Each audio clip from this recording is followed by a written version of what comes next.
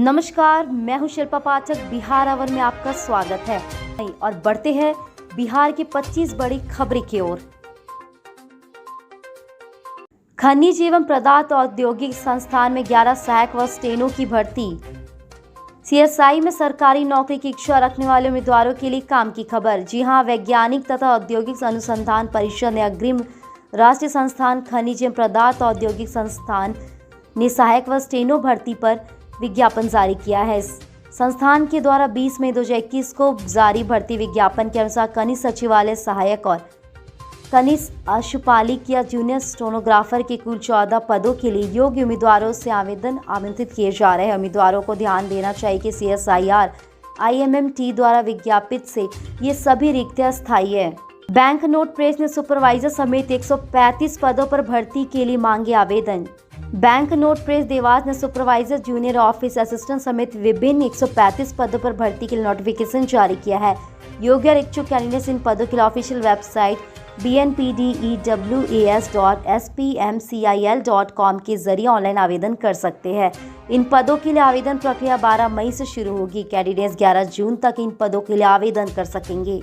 Oil India ने assistant mechanic समेत 119 पदों पर निकाली भर्ती। ऑयल इंडिया ने विभिन्न 119 पदों पर भर्ती के लिए नोटिफिकेशन जारी किया। जी हां, इस रिक्रूटमेंट ड्राइव के जरिए drilling headman, drilling recruitment, electrical supervisor, mechanic assistant व असिस्टेंट रिंग इलेक्ट्रीशियन, रिपिंग टॉपमैन, असिस्टेंट मैकेनिक और गैस लेवर के पदों पर नियुक्ति की जाएगी। इन पदों के लिए आवेदन प्रक्रिया 24 मई से शुरू होगी। इच्छुक कैंडिडेट्स इन पदों के लिए oil.india.com के जरिए 20 जून तक आवेदन कर सकते हैं। देश में बीते 24 घंटा में 2.59 लाख संक्रमित, 3.57 लाख ठीक हुए। नए मरीज 34 दिन में सबसे कम। देश में कोरोना संक्रमण का ग्राफ और नीचे आ गया। बीते 24 घंटा में 2.59 लाख मरीजों की रिपोर्ट पॉजिटिव आई है। जी हाँ, जबकि 3.57 लाख मरीज ठीक हुए। हालांकि महामारी से जान गंवाने वालों का आंकड़ा फिर से एक बार 4000 के पार चला गया। गुरुवार को कोरोना के नए केस का आंकड़ा 34 दिन में सबसे कम रहा। इससे पहले 16 अप्रैल को 2.34 लाख नए केस आए थे। सबसे बड़ी राहत की बात, 8 दिन से नए केस के मुकाबले ठीक होने वाले मरीजों का आंकड़ा ज़्यादा बना हुआ है। इससे एक्टिव केस यानी इलाज करा रहे मरीजों की संख्या में लगातार कमी आ रही है। बिहार में 24 घंटे में 98 लोगों की मौत। आंकड़ा कम हो रहा है लेकिन मौत का खतरा कम नहीं और 24 घंटे में 58 लोगों की इलाज के दौरान मौत हो गई। राज्य में कराई गई 1,40,070 लोगों की जांच में 58,171 लोगों की रिपोर्ट पॉजिटिव आई है। जी हां, पटना में भी इलाज के दौरान 7 लोगों की मौत हुई है। बिहार में कोरोना से मरने वालों की संख्या 4241 हो गई है। संक्रमण के मामले तो घट रहे लेकिन मौत का आंकड़ा नहीं घट रहा है। पटना में जांच से पहले RT-PCR का सैंपल जलाने का मामला। RT-PCR की जांच से पहले सैंपल जलाने के मामले में DM पटना डॉक्टर चंद्रशेखर सिंह ने सिविल सर्जन से रिपोर्ट तलब की है। जांच का आदेश देने के साथ मामले को गंभीरता को देखते हुए कार्यवाही को कहा गया।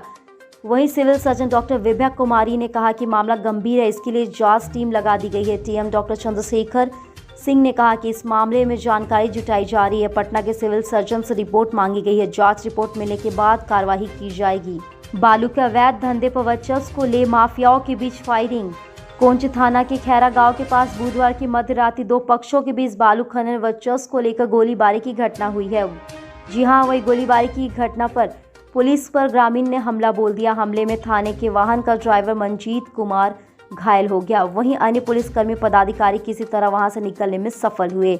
जानकारी के अनुसार खैरा कमल बीघा रोड में बुधवार की रात्रि गोली चलाने की जानकारी पुलिस को ग्रामीण के द्वारा दी गई थी, जिसके बाद कुछ समय के बाद पुलिस मौके पर पहुंच गई, परंतु बालू माफिया के संदिग्धों की पुलिस पर ही ईंट पत्थर से हमला बोल दिया। इसमें थाने का ड्राइवर घायल हो गया। वहीं बाकी पुलिस के लोग किसी तरह वहां से अपने आप को सुरक्षित निकालने में सफल रहे। भोजपुर में वर्षा से 3 घंटे ठप रही बिजली आपूर्ति।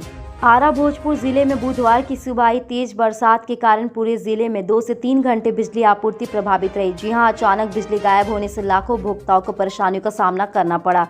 सुबह लगभग 6 बजे जैसे ही तेज हवा के साथ बारिश शुरू हुई, पावर ग्रिड से ही बिजली आपूर्ति बंद कर दी गई। लगभग 2 से 3 घंटे बिजली आपूर्ति बंद रहने से वर्षा छूटने पर शुरू की गई। बिजली आपूर्ति बंद रहने से जिले के आरा और जगदीशपुर अवर प्रमंडल अंतर्गत आने वाले सभी 14 प्रखंड के पावर सब स्टेशनों में बिजली बंद रही। इसी कारण लगभग 4 लाख उपभोक्ता प्रभावित हुए। मौत के आंकड़ों की नई सिरे से जांच शुरू। मुजफ्फरपुर कोरोना से मरने वालों की संख्या को लेकर स्वास्थ्य विभाग और नगर निगम की रिपोर्ट में अंतर के बाद अब नए सिरे से कोरोना मृतकों का डाटा संग्रह हुआ है। सिविल सर्जन की अध्यक्षता में 3 सदस्यीय विशेष टीम बनाई गई। ग्रामीण इलाकों में कोरोना से मौत की पुष्टि के लिए पीएससी प्रभारी और ब्लॉक हेल्थ मैनेजर अधिकृत किए गए हैं। इसी रिपोर्ट के आधार पर कोरोना मृतकों को सरकारी सहायता मिलेगी। कोरोना से मृत हर व्यक्ति के आश्रित को 4 लाख रुपए मिलेंगे। Civil surgeon doctor SK. Chaudhary ने कहा कि विशेष टीम 16 निजी कोरोना डेडिकेट हॉस्पिटल में कोरोना संक्रमित की मौत की सूची बनाएगी। बिहार में भी ब्लैक फंगस अब महामारी घोषित होगी। केंद्र सरकार ने राज्यों और केंद्र शासित प्रदेशों से कहा कि वे ब्लैक फंगस को महामारी रोग अधिनियम 1897 के तहत अधिसूचित बीमारी माने। राज्य और केंद्र शासित प्रदेश इस बीमारी के सभी मामलों की सूचना केंद्र को दे। स्वास्थ्य मंत्रालय के संयुक्त सचिव ने राज्यों और केंद्र शासित प्रदेशों को चिट्ठी लिखी है। इसके बाद बिहार में ब्लैक फंगस यूरिमॉर माइकोसिस को महामारी घोषित करने की प्रक्रिया शुरू कर दी। अब ब्लैक फंगस की एपिडेमिक एक्ट 1897 के तहत महामारी की श्रेणी में आ गया है। स्वास्थ्य विभाग के अपर मुख्य सचिव प्रत्यक्ष अमृत ने बताया कि हम लोगों ने इसकी प्रक्रिया शुरू कर दी है, जल्द ही इसे अधिसूचित कर दिया जाएगा। पटना वुमेन्स की छात्राओं ने बनाया वुमेन्स सेफ्टी ब्रेसलेट, एक टच में बजेगा अलार्म। पटना वुमेन्स कॉलेज के बीसीए विभाग की जांच 5 छात्राओं ने एक ऐसा ब्रेसलेट बनाया जो वुमेन्स सेफ्टी की दिशा में एक नजीर साबित होगा। ब्रेसलेट को सेफलेट का नाम दिया जा रहा है। छात्राओं के इस इनोवेशन को अब नेशनल लेवल पर पहचान मिल सकेगी। Ministry of education innovation cell AICTI द्वारा आयोजित नेशनल इनोवेशन कॉन्टेस्ट में छात्राएं फाइनलिस्ट के रूप में चयनित हुई है। जी हां, खास बात यह है कि यह बिहार की इकलौती टीम है जिसने इस प्रतियोगिता में भाग लिया है, फाइनलिस्ट बनी। अब इन छात्राओं को 10 लाख रुपए तक की फंडिंग तो मिलेगी, साथ ही ट्रेनिंग मिलेगी ताकि वो अपने प्रोजेक्ट को बिजनेस मॉडल के रूप में विकसित कर मार्केट में उतार सके। नूर फतीमा, खुशबू कुमारी, अंजलि राय, अनामिका सिंह और सोनाली मिश्रा ने इस ब्रेसलेट को 7 महीने में तैयार किया। अब इसकी लागत मात्र 4,000 रुपए के करीब आई है।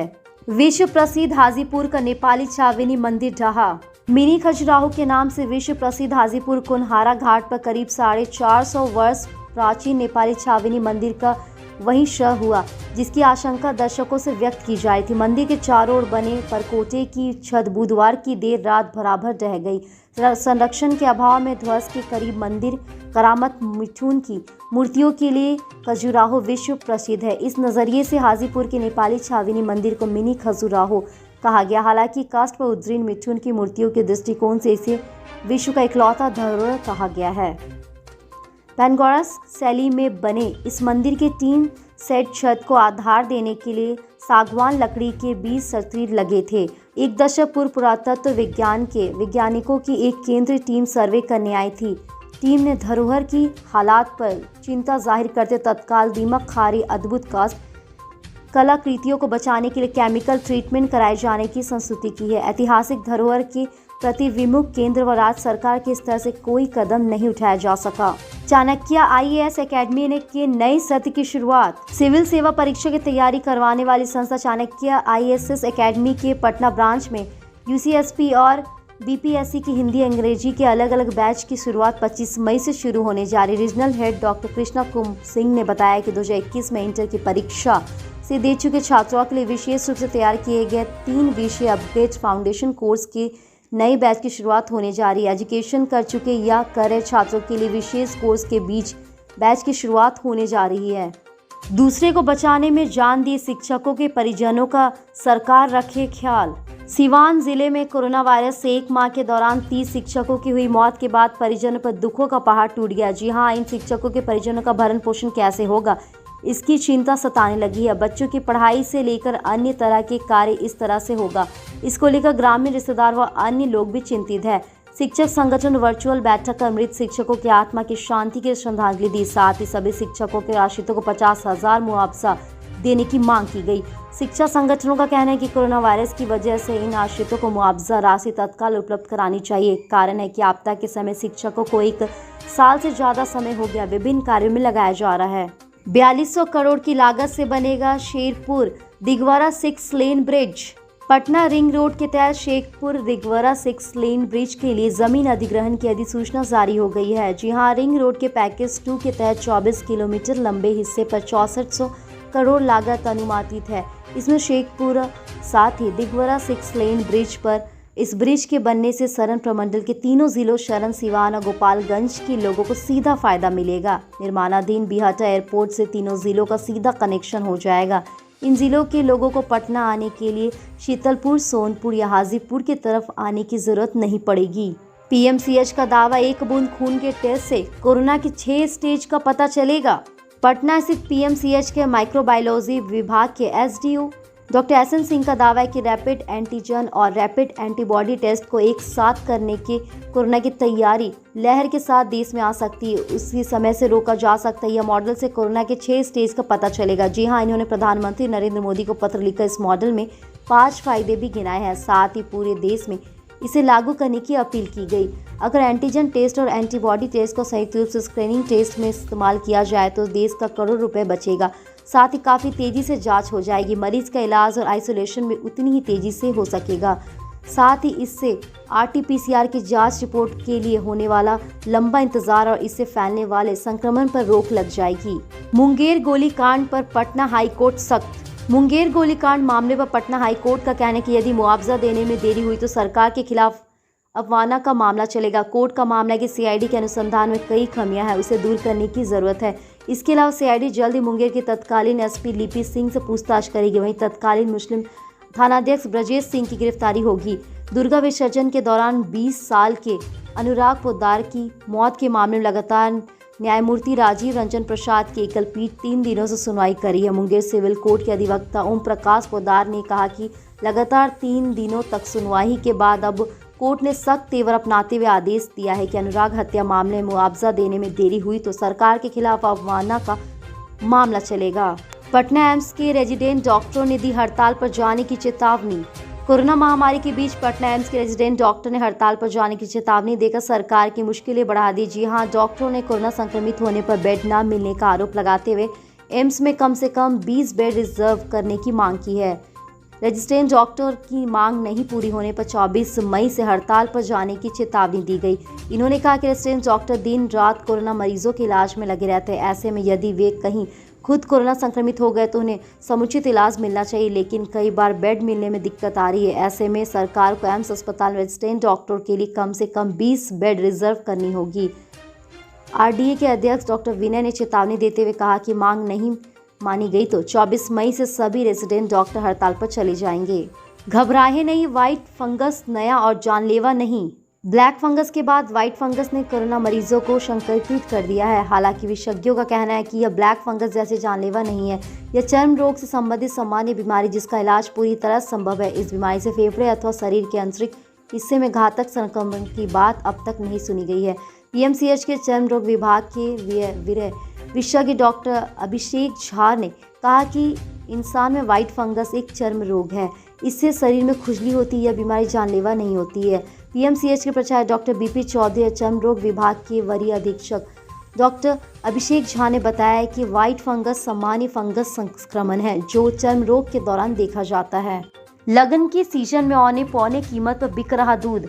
मुजफ्फरपुर सैया लॉकडाउन की मार सैया के पशुपालकों पर भी पड़ा है। जी हां, खास बात मिठाई की दुकानें बंद होने के कारण दूध की खपत कम हो रही है। इसके कारण पशुपालकों को औने पौने दामों पर दूध को गांव में ही खपाना पड़ा है। नारगी जीवननाथ के प्रभात तिवारी ने बताया कि उनके यहाँ प्रतिदिन 1.5-2 क्विंटल दूध की उत्पादन होती है। शादी विवाह का सीजन होने के बावजूद अच्छी कीमत में दूध नहीं बिक रही है, किसी तरह दूध को खपाना पड़ रहा है। बिहार में 5000 पुलों के रखरखाव मरम्मत के लिए पॉलिसी तैयार। लंबी अवधि पुलों के रखरखाव के लिए तैयार की जा रही मेंटेनेंस पॉलिसी का ड्राफ्ट पथ निर्माण विभाग ने तैयारी कर लिया है। विभाग के स्तर पर इसका फाइनल प्रेजेंटेशन हफ्ते भर के भीतर होगा। उसके साथ मुख्यमंत्री के स्तर पर बनी नीति को रखा जाएगा। मेंटेनेंस पॉलिसी के दायरे में छोटे और बड़े पुलों को मिलाकर कुल 5000 पुलों को शामिल किया जा रहा है। इनका निर्माण अलग अलग वर्षों में बिहार राज्य पुल निर्माण निगम और पथ निर्माण विभाग द्वारा कराया जाएगा। इसमें ग्रामीण कार्य विभाग की सड़कों और बने पुल शामिल नहीं हैं। पटना में भराभर कर गिरा 127 साल पुराना पुल। फतुहा पटना जिले के फतुहा में अंग्रेजी राज का बना 127 साल पुराना एक पुल गुरुवार को ध्वस्त हो गया। जी हां, हादसे के दौरान पुल से गुजर रहा एक ओवरलोडेड ट्रक नीचे खाई में गिर गया। हादसे में ट्रक का ड्राइवर खलासी किसी तरह बच गया। वे घटनास्थल से भागने में सफल रहे। संयोग था कि हादसे के वक्त मौसम काफ़ी ख़राब था और बारिश के कारण आवागमन काफ़ी कम था। लॉकडाउन की वजह से पहले ही सड़कों पर वाहनों की संख्या कम हो गई है। नदी पर बने इस पुल के ध्वस्त होने के बाद फतुहा के लोगों के लिए मुसीबत खड़ी हो गई। राज्य के पथ निर्माण मंत्री नितिन नवीन ने पुल की मरम्मत जल्द पूरी करने का निर्देश दिया। बिहार में जमीन के सर्वे में फंसा बड़ा पेच। कोरोना ने राज्य सरकार की महत्वाकांक्षी भूमि सर्वेक्षण योजना पर पानी फेर दिया। स्थिति सामान्य होने पर बाकी कामकाज शुरू हो जाएंगे, लेकिन भूमि सर्वेक्षण के लिहाज से पूरा साल बर्बाद हो जाएगा। अगले महीने से बारिश होगी, बड़ा इलाका पानी में डूब जाएगा। पानी और खेतों में लगी फसलों की वजह से कम नवंबर तक जमीन की मापी संभव नहीं हो पाएगी। कोरोना संक्रमण के दूसरे दौर से ठीक पहले भूमि सर्वेक्षण का काम तेजी हो रहा था। भूमि सर्वेक्षण में लगे कर्मचारी गांव में कैंप कर रहे थे। पहले चरण में 20 जिलों में कागजी प्रक्रिया लगभग पूरी हो गई थी। जमीन की तैयारी के साथ ही चल रही थी। कोरोना संक्रमण का दूसरा दौर शुरू हो गया। अप्रैल के मध्य तक काम लगभग रुक गया व अब तक रुका हुआ है। मौसम का अलर्ट। पटना सहित 12 जिलों में हवा के साथ मध्यम बारिश। पटना समेत बिहार के 12 जिलों में शुक्रवार सुबह हवा के साथ मध्यम बारिश हुई। इस दौरान कहीं से भी वज्रपात की सूचना नहीं मिली। मौसम विभाग के अनुमान के विपरीत ताउते तूफान का असर बिहार के विभिन्न क्षेत्रों में दिखाई दिया। इस दौरान बिहार के पटना, गया, नालंदा, मुजफ्फरपुर, समस्तीपुर सहित सभी जिलों में 6 से 70 mm बारिश रिकॉर्ड की गई। जी हाँ, जिसमें दिन के साथ रात के तापमान में भी गिरावट दर्ज की गई। मौसम विभाग के मुताबिक बारिश की वजह ताउते के साथ ही बिहार से झारखंड और पूर्वी पश्चिमी उत्तर प्रदेश, मध्य प्रदेश के साथ छत्तीसगढ़ तक जाने वाली ट्रक रेखा है। इस दौरान आसमान में बादल छाए रहे। राज्य में कुछ स्थानों पर बारिश होगी। कोरोना से बचाएगी रोटी। बाजरा एक बार फिर सुर्खियों में है। ज्वार मक्का की तरह यह भी एक पौष्टिक और स्वादिष्ट अनाज है। वैसे तो ये हमेशा से ही लोगों को पसंद आया है। खास तौर पर सर्दी के मौसम में लोग बाजरा की रोटी चाव से खाते हैं, लेकिन अब ज़्यादातर डाइटिशियन आहार में नियमित रूप से बाजरा का सेवन करने की सलाह दे रहे हैं। उनके अनुसार इम्यूनिटी को बढ़ाने के लिए बाजरा बहुत अच्छा, खास तौर पर आज जब हम सभी कोरोना महामारी से जूझ रहे हैं, ऐसे में बाजरा को आहार में शामिल करने से बहुत फ़ायदा होगा। कल हमारे द्वारा पूछे गए सवाल के जवाब आप में से बहुत सारे यूजर्स ने हमें कमेंट करके दिया था। उसके लिए आपका बहुत बहुत धन्यवाद। आप में से जिन यूजर्स ने जवाब हमें अच्छा लगा, उनके नाम हैं अबुल, जितेश, संदीप और तारा। आप हमारे सवालों के जवाब देते रहे। हम कल आपका नाम लेने की पूरी कोशिश करेंगे। तो चलिए बढ़ते हैं आज के सवाल की ओर। क्या बालू माफियाओं पर सरकार को सख्त कदम उठाना चाहिए या नहीं? अपने जवाब हमें कमेंट कर ज़रूर बताएं।